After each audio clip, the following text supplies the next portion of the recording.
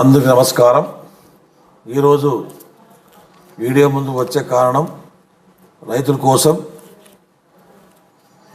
ఈసారి ఎలినో ప్రభావం వల్ల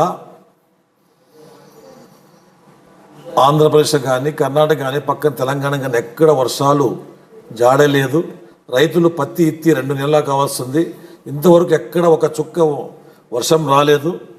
దయచేసి రైతులు ప్రధానమంత్రి ఫసల్ యోజన కింద ఇన్సూరెన్స్ 15వ తారీఖు ఆఖరి తేదీని ప్రభుత్వం ప్రకటించారు.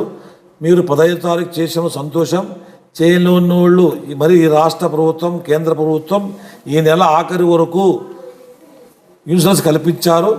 దయచేసి రైతులు మీ గ్రామంలో మీ సేవలకు కానీ మీ బ్యాంకుల ద్వారా కానీ అందరూ ప్రధానమంత్రి ఫసల్ యోజన పథకం కింద ఇన్సూరెన్స్ కల్పిస్తారని ఇన్సూరెన్స్ చేసుకుంటారని కోరుకుంటున్నాను. రైతులు ఈరోజు ప్రతి పంటకు ఇన్సూరెన్స్ కల్పించారు. ఫస్ట్ పత్తి, మిర్చి, ప్యాడి, వరి,